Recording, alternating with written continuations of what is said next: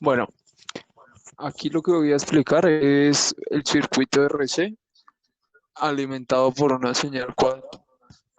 Entonces, lo primero que tenemos que decir acá es que en nuestra señal cuadrada nosotros tenemos un periodo de alrededor de 43.5 milisegundos con un voltaje pico que está establecido en 12.5 voltios.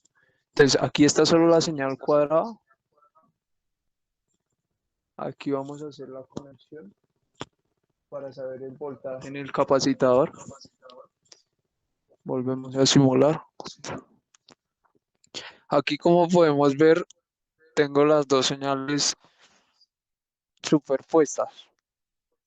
¿Para que aquí lo que podemos ver es que el condensador se carga, se descarga. Entonces, nos piden hallar en el ejercicio, pues, hallar la constante de tiempo en el circuito, en la señal. Entonces, pues, tenemos la ecuación que da la carga, es todo igual a uno menos uno sobre exponente 100 exponente por el 100%.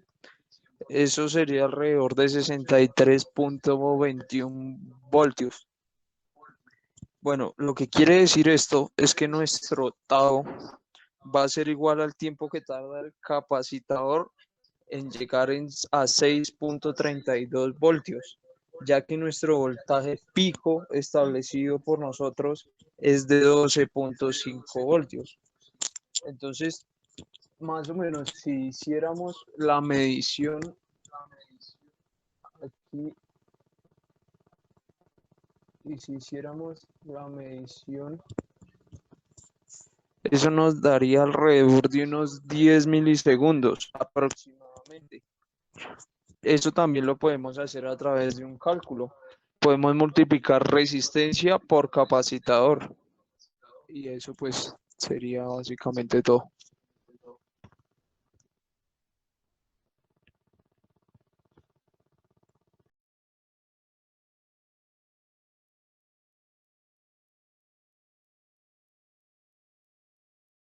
Muy buenas tardes. Voy a explicar el tema del circuito de RLC, el cual, al agregando la bobina y el condensador al primer circuito de RC, nos da una ecuación diferencial de segundo orden, para lo que nos consta el ejercicio. Para este ejercicio, como lo podemos ver en la imagen, usamos una señal cuadrada generada en el anterior corte para alimentar el circuito de RLC.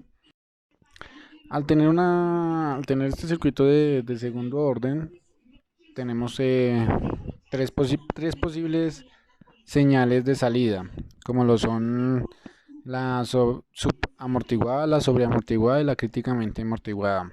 Como lo podemos ver en esta imagen, tenemos la subamortiguada, que es la que tiene como una especie de función sinusoidal, simplemente que se va acortando las oscilaciones a medida de que transcurre el tiempo y se estabiliza. Esto ocurre cuando es menor que 1.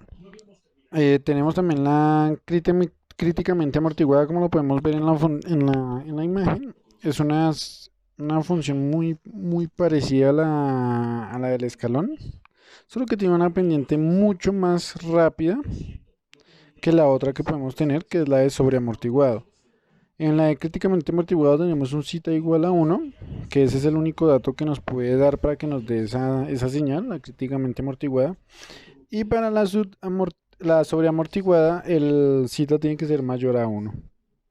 Eh, Podemos determinar de esto que, digamos, para los sistemas de segundo orden, el zeta es mucho más importante que el tau. Digamos, en los sistemas de primer orden, el tau era lo que nos dependía la onda. En cambio, con el zeta nos depende y nos cambia la forma de la onda, no solamente como los valores de la onda, sino la forma como tal. Este cita en el circuito que planteamos lo cambiamos, lo variamos dependiendo del valor de la resistencia. Variando el valor de la resistencia podíamos variar el cita del sistema.